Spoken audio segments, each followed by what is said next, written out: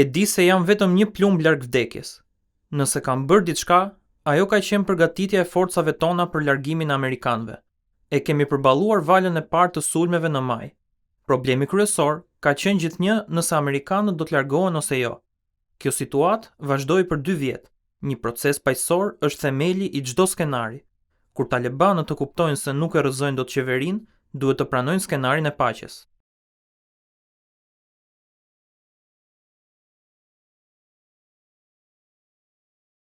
Is a Taliban takeover of Afghanistan now inevitable? No, it is not. Because you have the Afghan troops have 300,000 well equipped as any army in the world, and an air force against something like 75,000 Taliban. It is not inevitable. Your own intelligence community has assessed that the Afghan government will likely collapse. That is not true. Can you please clarify what they have told you about whether that will happen or not? That is not true. They did not reach that conclusion. The Afghan government and leadership has to come together.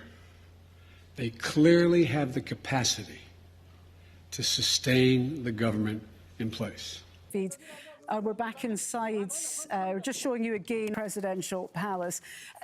It's interesting because, you know, we're flowing these forces in to help the State Department reduce their footprint, but there's no intention right now to close the embassy or to close all the diplomatic presence in Kabul. We still want to be able to have that in place. The situation in Kabul is calm right now. Yes, there's unease. Yes, there's uncertainty, and we understand that. But as we look at it from a military perspective, the city itself, as you and I speak, is not under an imminent threat of collapse at this point.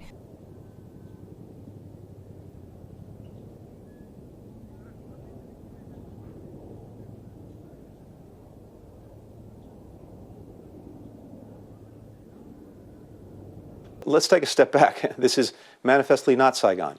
We're working to make sure that our personnel are safe and secure. We're relocating the men and women of our embassy to a location at the airport. It's why the President sent in a number of forces to make sure that as we continue to draw down our diplomatic presence, we do it in a safe and orderly fashion. The President had a hard decision to make, and that decision was what to do with the remaining forces that we inherited when we came to office that were in Afghanistan, with a deadline established by the previous administration to get them out by May 1st. I would be on this program, in that instance, probably having to explain why we were sending tens of thousands of forces back into Afghanistan to continue a war that the country believes needs to end after 20 years, $1 trillion, and 2,300 lives lost, and success in achieving the goals that we set when we went in the first place.